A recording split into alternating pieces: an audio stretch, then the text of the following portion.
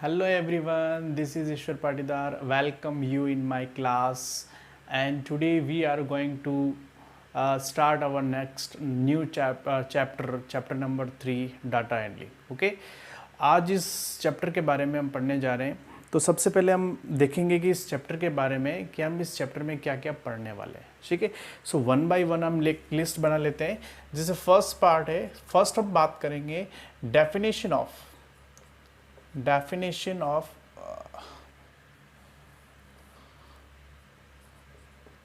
Definition of data कि data होता क्या है. ठीक है, फिर सेकंड बात हम करेंगे ऑर्गेनाइजेशन ऑफ डाटा कि जो डाटा आपने कलेक्ट किया है उसको ऑर्गेनाइज कैसे करते हैं, क्यों करते हैं, उसके बारे में हम पढ़ेंगे. ठीक है, फिर उसके बाद जैसे आपने ऑर्गेनाइज किया, डाटा को ऑर्गेनाइज किया, तो अब उनमें से उसका रिप्रेजेंटेटिव यानी कि उसको कैसे हम इसको रिप्रेजेंट करेंगे. So representative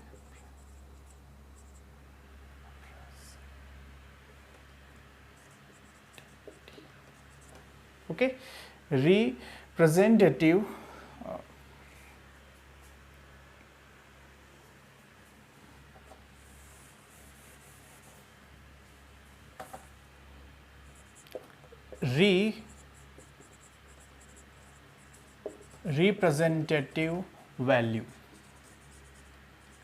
okay, representative value की बात करेंगे जिसके अंदर 4 रिप्रेजेंटेटिव वैल्यू होती है. जैसे फर्स्ट होती है अरिथमेटिक,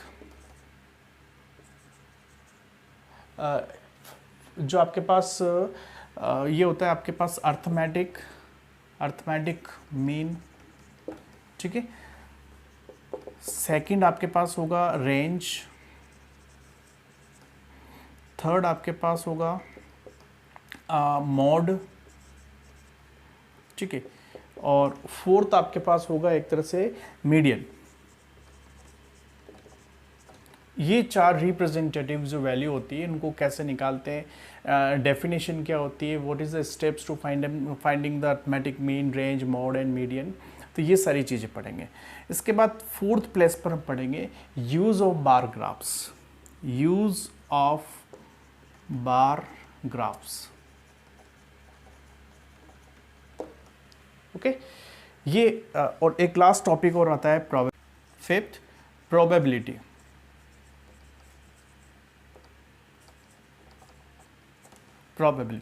ठीक है, तो इन 5 पॉइंट्स पर हम डिस्कस करेंगे one by one. So first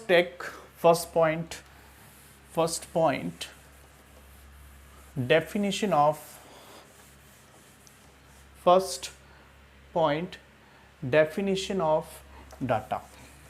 okay, अब डाटा होता क्या है. सबसे पहली बात, सबसे इंपॉर्टेंट पार्ट यही है कि व्हाट इज अ डाटा. किसको बोलेंगे आप, डाटा होता क्या है. ओके, तो इसकी जो डेफिनेशन होती है, it is the collection of well defined objects कह सकते हैं, फैक्ट्स कह सकते हैं, facts, numbers, observation, ETC. Okay, ETC. अब देखिए ये जो डेफिनेशन आई, इस डेफिनेशन को आपको अच्छे से समझना है कि होता क्या है. A collection of well defined है ना. तो डाटा का मतलब होता है कि नंबर्स, हमने देखो ऑब्जेक्ट्स लिया. अब ऑब्जेक्ट्स में living things, non living things, कुछ भी हो सकता है. ठीक है, नंबर ऑफ पर्सन हो सकता है, number of trees, number of कुछ भी. लिविंग थिंग्स और नॉन लिविंग थिंग्स दोनों हम ले सकते हैं. फैक्ट्स ले सकते हैं, जैसे सेंसस जो होती है, जनगणना, उसके फैक्ट्स हम यूज़ कर सकते हैं. कोई भी नंबर्स का सेट हम ले सकते हैं. ऑब्जर्वेशन, कुछ भी एक ऑब्जर्वेशन है उसका हम सेट ले सकते हैं, उसका कलेक्शन ले सकते हैं. तो ये सारा जो पार्ट आता है वो किस में आता है, डाटा में. अच्छा, डेफिनेशन में ये जो वर्ड है ये सबसे इंपॉर्टेंट है, वेल डिफाइंड.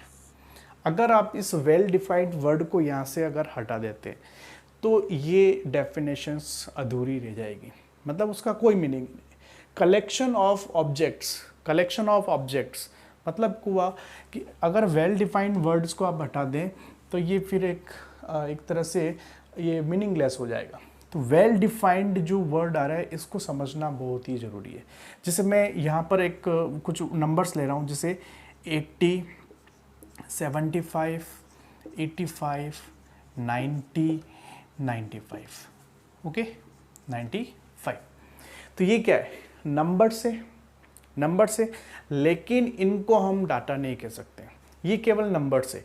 अब ये नंबर्स का जो कलेक्शन किया है, यहाँ से आप कोई भी इंफॉर्मेशंस नहीं निकाल सकते कि भाई ये नंबर आपने ले लिया, ठीक है, तो यहाँ से क्या इंफॉर्मेशन आप निकाल सकते हैं। ये तो जस्ट नंबर है कि आपके पास आपने सेट्स का जो नंबर्स है आपके उनका कलेक्शन ले लिया, लेकिन ये वेल डिफाइंड नहीं है। आपने ये नंबर्स क्यों लिए, वाई वी टेक हियर 80 क्यों लिया आपने, यहाँ पर 60 भी ले सकते थे। तो कुछ ना कुछ तो रीज़न होगा, तो वही रीज़न होता है वेल डिफाइंड। अब यहाँ पर अगर मैं ऐसे ले लेता हूँ कि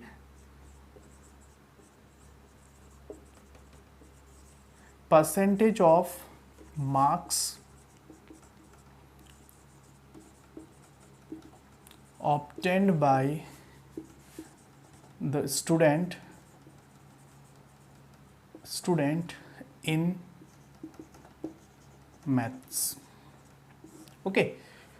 अब ये हमने इन नंबर्स के साथ में एक डेफिनेशन ले लिया कि ये जो नंबर्स है ये क्या है, परसेंटेज ऑफ मार्क्स है। ये सारे परसेंटेज है, क्या है ये, परसेंटेज है।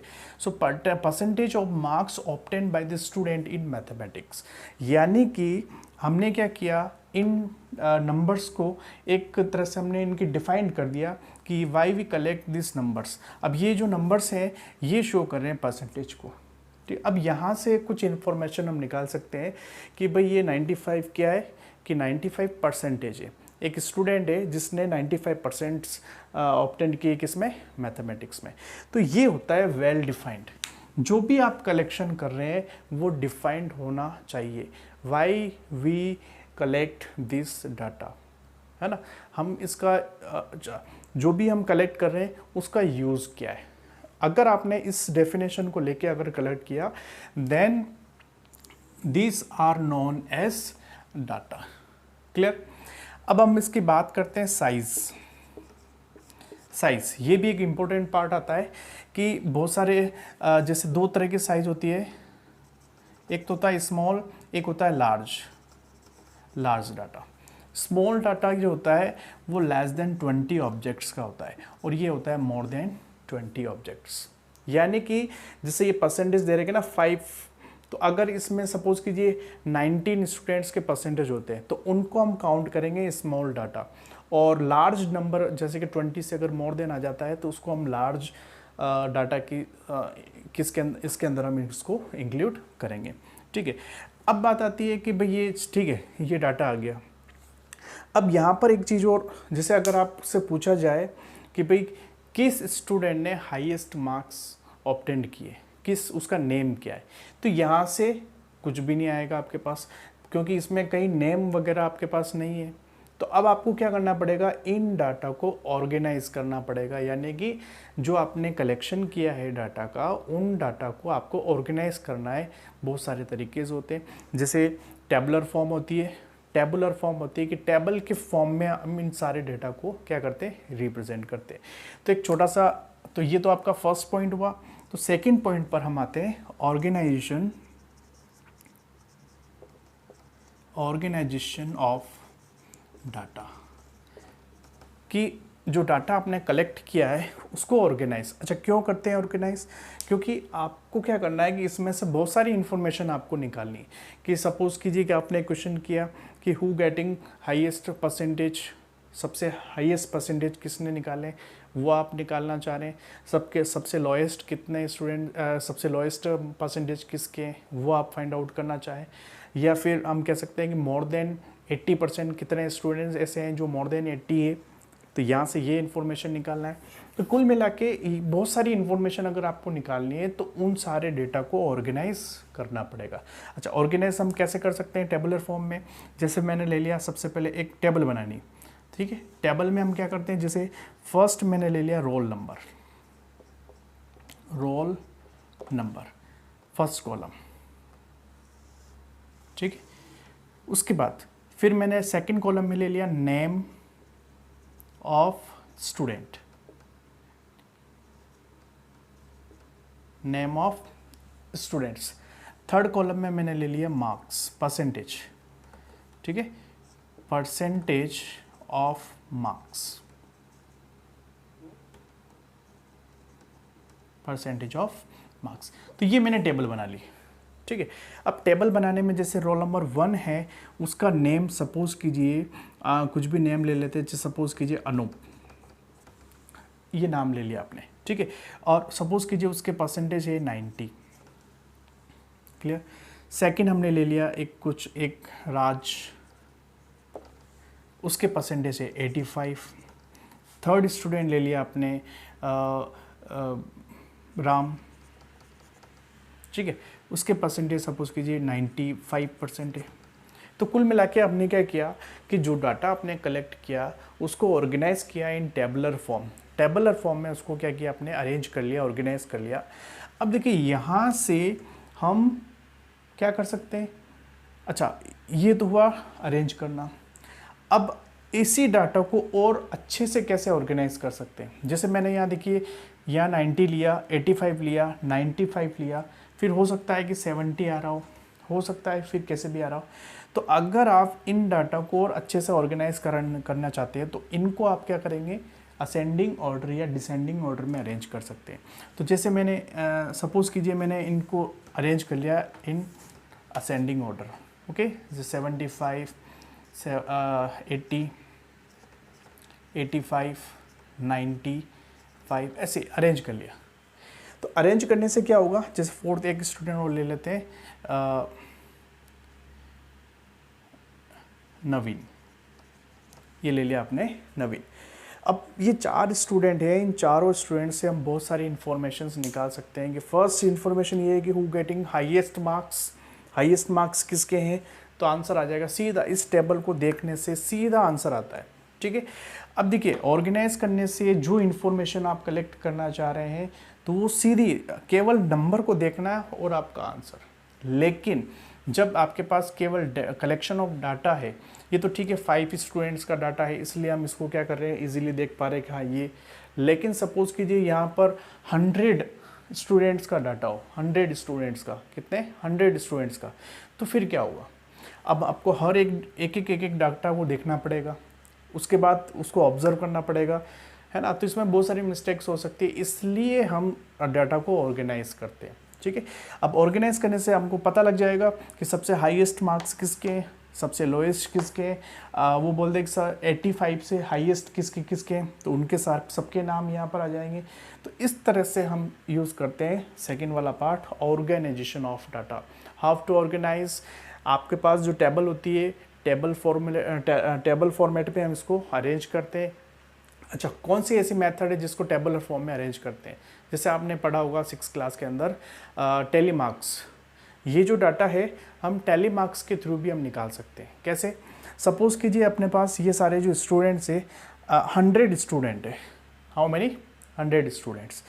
अब इसको हम परसेंटेज वाइज हम बता रहे हैं कि इतने जैसे परसेंटेज 95, ऐसा ज़रूरी नहीं कि केवल एक ही स्टूडेंट के 95, सपोज कि 5 स्टूडेंट के 95 आए तो टेलीमार्क्स का एक कॉलम और आ जाएगा आपके पास, टेलीमार्क्स,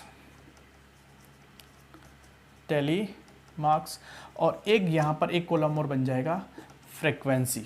तो उसमें आपको और पता लग जाएगा कि 95 जो नंबर्स आ रहे हैं वो कितने स्टूडेंट ऐसे हैं जिनके 95 परसेंटेज बन रहे हैं।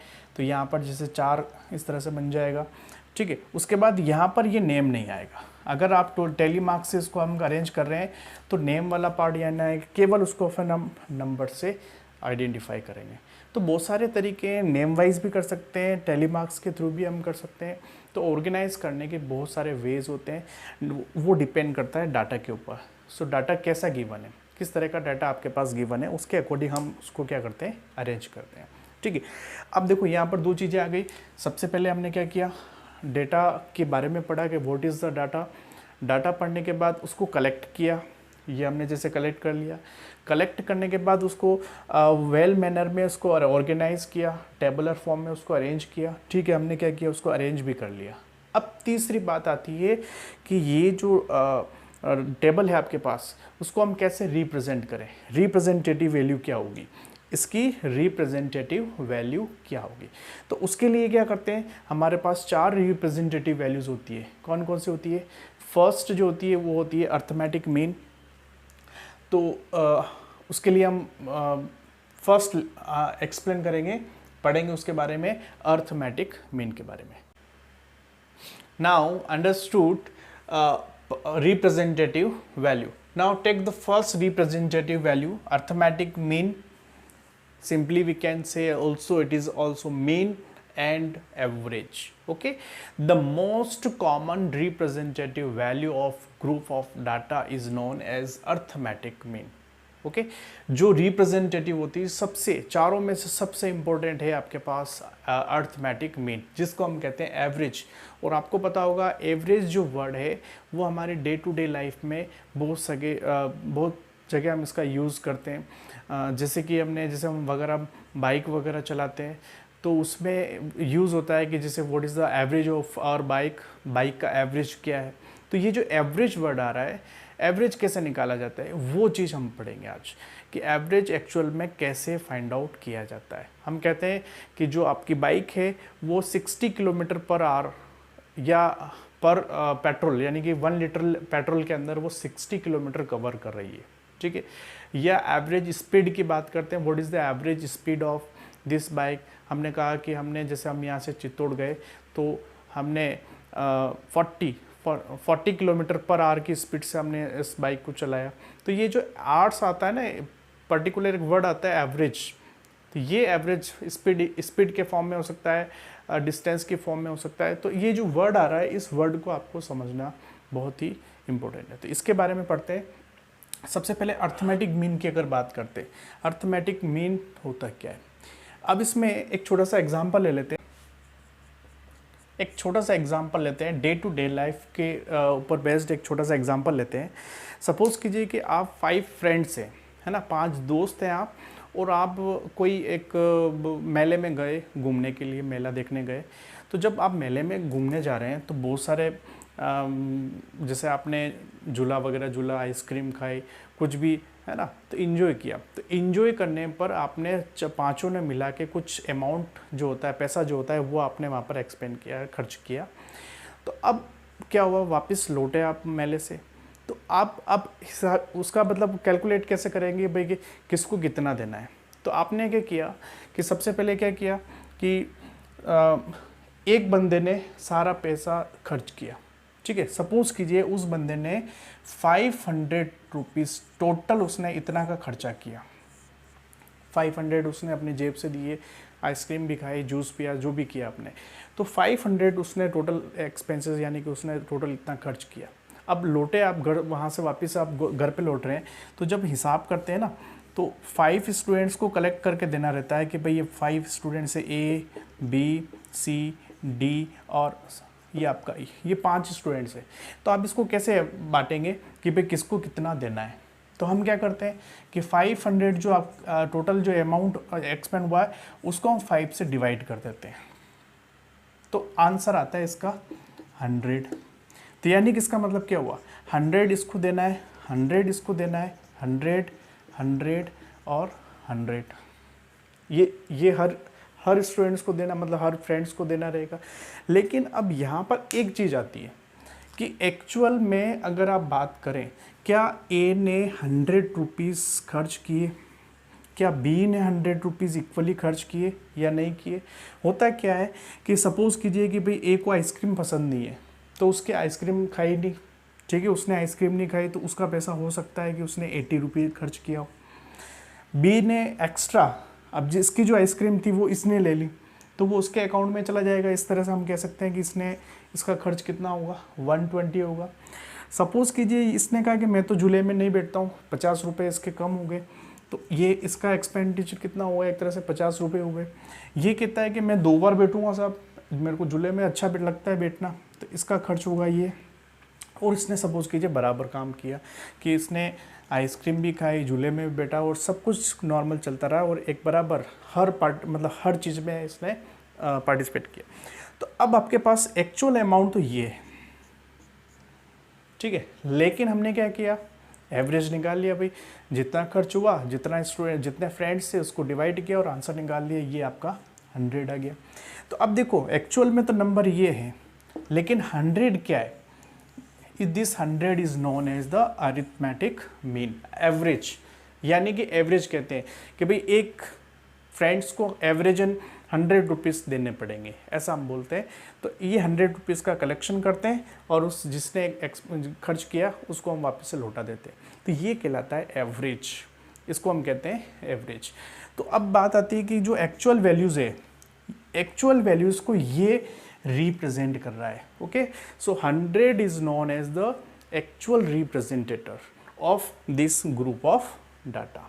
इसको हम कहते हैं अर्थमेटिक मीन, या सिंपल वे में कहते हैं मीन, या हम इसको कहते हैं एवरेज।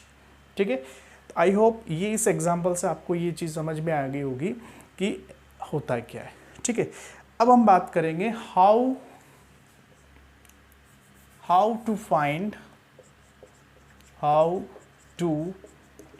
Find mean.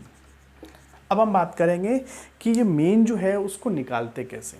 आपने ये जो डिवाइड किया क्यों किया, वाई वी डिवाइड, ये चीज़ हम इसमें देखते हैं। अब देखिए इसमें क्या हो रहा है कि जैसे हम स्टेप नंबर 1 की अगर बात करें, स्टेप नंबर 1 सबसे पहले करना क्या है। ठीक है, तो स्टेप नंबर 1 में हमने क्या किया, सम ऑफ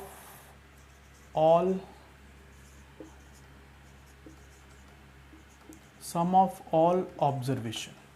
हमने क्या किया कि आपके पास जितनी भी ऑब्जर्वेशन थी, जैसे 80 प्लस 120 प्लस 50 प्लस 150 प्लस, इन सबको प्लस किया और आपके पास जो आंसर आया वो 500 आ गया।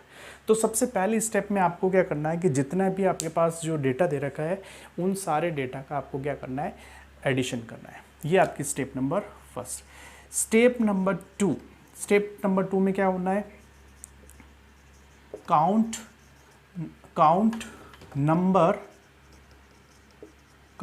Number of observation. Okay, count number of observation, और नंबर ऑफ ऑब्जर्वेशन वो कितनी होगी, 5, कि 1 2 3 4 5 ऑब्जर्वेशन है आपके पास, तो आपको वो काउंट करना है वो है क्या। और लास्ट आता है आपके पास step number 3, use the formula for find the mean. अब आपको मीन निकालना है तो आपको क्या करना है, इस फॉर्मूले का यूज करना है। Mean is equals to sum of all observation divided by number of observation,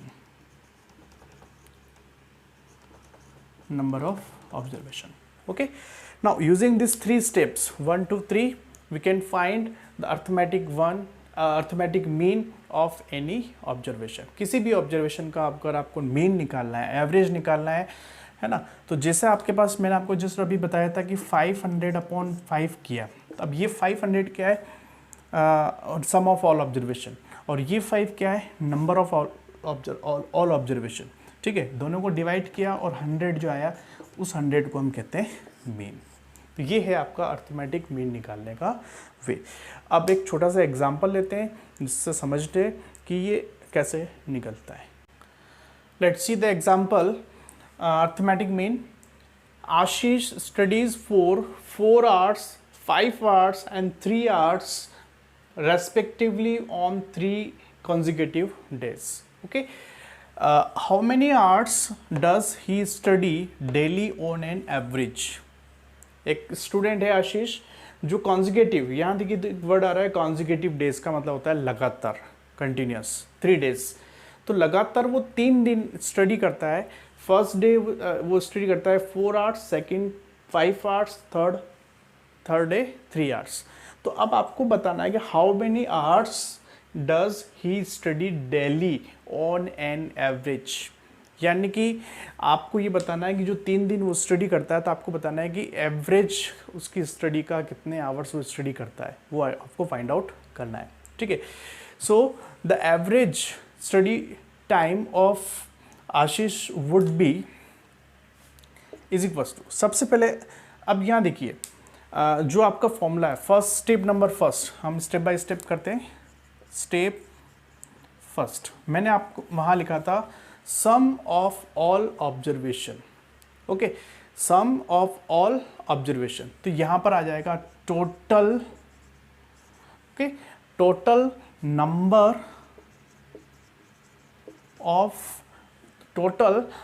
of study hours is equals to 5 plus 4 plus, पहले 4 ले लेते हैं, 4 plus 5 plus 3 is equals to, ये हो गया आपके पास 8 और 12, ठीक है, 12 आवर्स, ये तो हो गए टोटल। फिर इसके बाद step number 2, count number of observation, कितनी ऑब्जर्वेशन आपके पास। सो नंबर ऑफ डेज कर सकते हैं, या फिर हम कह सकते हैं नंबर ऑफ डेज ही आएगा, नंबर ऑफ डेज ये हो जाएगा आपके पास 3। Now step number 3, main average, और हम कह सकते हैं एवरेज इज इक्वल्स टू, यहाँ आ जाएगा आपके पास total hours, total number of study hours, तो यहाँ लिख लेते हैं, चलो, total number of study hours divided by number of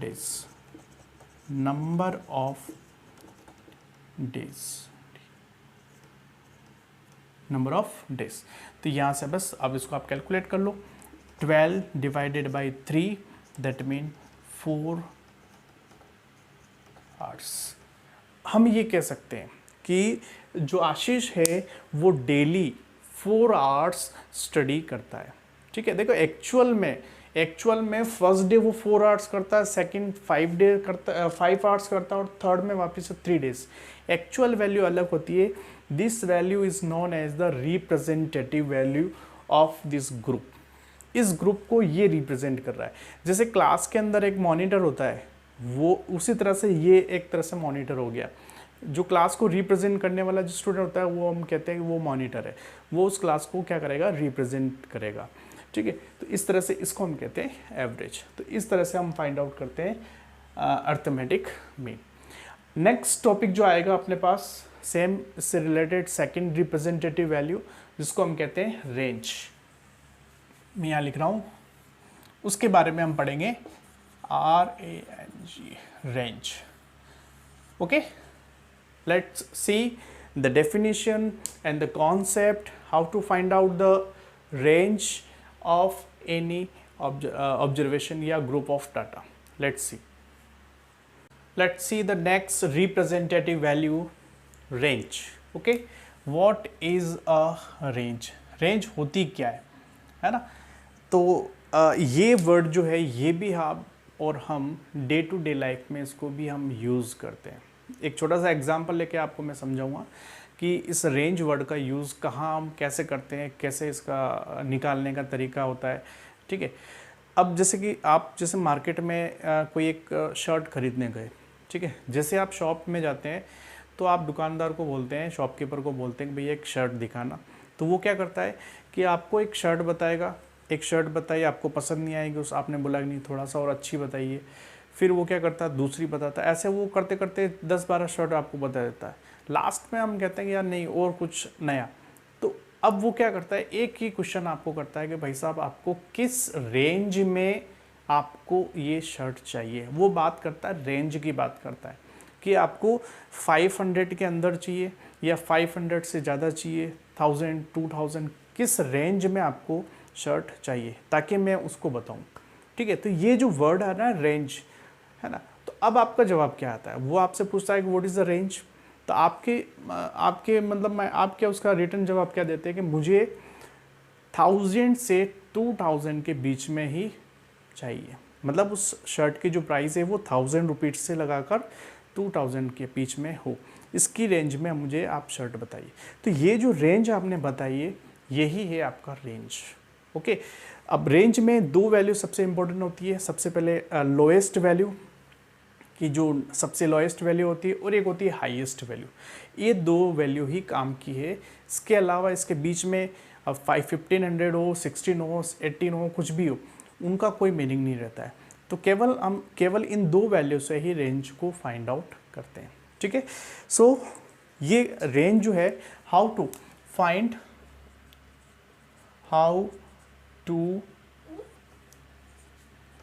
find range. Step number one.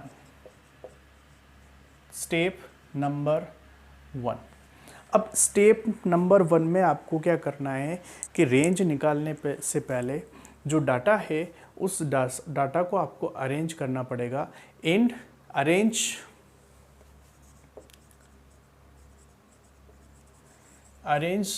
The data in any order. मतलब आपके पास दो ऑर्डर है, आपके पास असेंडिंग ऑर्डर भी है और एक डिसेंडिंग ऑर्डर भी है। तो दोनों में से किसी में भी आप इसको मतलब अरेंज कर सकते हैं। जो भी डाटा गिवन है उनको आपको अरेंज करना है इन एनी ऑर्डर। ऑर्डर का मतलब हो गया आप चाहे असेंडिंग करें या उसको डिसेंडिंग करें, तो कैसे भी उसको अरेंज करना है। Second step number 2। अब स्टेप नंबर 2 में हम क्या करेंगे, हाईएस्ट वैल्यू, है ना। एक तो हमको निकालना है हाईएस्ट वैल्यू, सेकंड आपको फाइंड आउट करनी है lowest value. Okay, lowest value, ये दो वैल्यू आपको फाइंड आउट करना है। तो ये है आपकी स्टेप नंबर 2, हाईएस्ट वैल्यू और लोएस्ट वैल्यू। और last step number 3, use the formula for finding range निकालने के लिए हम फॉर्मूला यूज करेंगे। Range is equals to highest value minus lowest value. ठीक है, तो ये है स्टेप्स फाइंड आउट करने के लिए रेंज। इसमें कोई ऐसा मतलब एडिशन, कोई ऑपरेशन यूज़ नहीं हो रहा है, कोई कहीं कुछ एडिशन नहीं, जस्ट आपको केवल एक सब्ट्रैक्शन जरूर करना है। ठीक है, तो जो भी ऑब्जर्वेशन आपके पास जितने भी डाटा गिवन है, सबसे पहले उसको हम करेंगे किसी भी एक ऑर्डर के अंदर अरेंज कर लेंगे। जैसे हाईएस्ट हो सकता है असेंडिंग में करें या डिसेंडिंग में करें, व्हाटएवर जो आपको अच्छा लगे जिससे हम आप उसको अरेंज करना है। अरेंज करने के बाद जैसे असेंडिंग में कर रहे हैं, सबसे पहली वैल्यू तो हो जाएगी आपकी लोएस्ट वैल्यू और सबसे आखिरी वैल्यू जो हो जाएगी वो हो जाएगी आपकी हाईएस्ट वैल्यू। ठीक है, ये दो वैल्यू निकल गई। अब आपके पास इन दोनों वैल्यू को यहाँ रखो, माइनस करो और आपका रेंज आ जाएगा। ठीक है, एक छोटा सा एग्जाम्पल लेते हैं। Let's see the example of range. Now the example is the ages in years of 10 teachers of school are 32, 41, 28, 54, 35, 26, 23, 33, 38 and 40। ये जो डाटा गिवन है ये है ईयर्स में टीचर्स की एजेस दे रखी है। ठीक है, अब क्वेश्चन है आपके पास, find the range of the ages of the teachers. इन सारे टीचर्स की क्या करना है आपको, रेंज फाइंड आउट करनी है। क्या जो ये सारे टीचर्स हैं इसमें सबसे यंगेस्ट कौन है और सबसे ओल्डेस्ट कौन है, ठीक है, इस रेंज बताना है आपको कि रेंज क्या है। तो चलते हैं step by step. First step, step one. Step one में हम क्या करेंगे, arranging the edges in ascending order। Ascending order में हम क्या करेंगे, सारी एजेस को क्या करेंगे, अरेंज करेंगे। आप सबसे पहले अरेंज करेंगे तो इसमें देखिए सबसे लोएस्ट वैल्यू वो है आपकी 23। देख लीजिए आप, इसमें लोएस्ट वैल्यू है 23, ये हो गया आपका 23। फिर नेक्स्ट इसके बाद 26, ये हो गया आपके पास। फिर 28, ये हो गया कंप्लीट। फिर इसके बाद 32, आई थिंक 32, ओके। इसके बाद आपके पास आएगा 32, फिर आएगा 33, 35, फिर इसके बाद आएगा 38, फिर इसके बाद आएगा 40, 41, 54, 1 2 3 4 5 6 7 8 9 10। तो ये हो गया आपके पास सारे टीचर्स की एज को हमने क्या किया, असेंडिंग ऑर्डर में उसको अरेंज कर लिया, ठीक है। Step number two, highest age कौन सी है, 54, एंड लोवेस्ट एज वो है 23। ये हमने ले लिया स्टेप नंबर 2। अब उसके बाद स्टेप नंबर 3 के आपके पास है ये रेंज का formula, highest minus lowest. Simple short form में लिख रहा हूँ, हाईएस्ट माइनस लोएस्ट, तो 54 माइनस 23। अब इसको आप माइनस करना है तो ये हो जाएगा आपके पास 31। 4 माइनस 3 1, 5 माइनस 2 3, यानी कि 31 ईयर्स। जो रेंज आ रहा है वो है 31 ईयर्स, यानी कि जो यंगेस्ट टीचर है और जो ओल्डेस्ट टीचर है उनके बीच में जो डिफरेंस आ रहा है it is 31 years. So 31 years is known as the range of teachers of school, ठीक है। तो ये है छोटा सा कॉन्सेप्ट रेंज का। इसके बाद हम नेक्स्ट टॉपिक पर चलेंगे।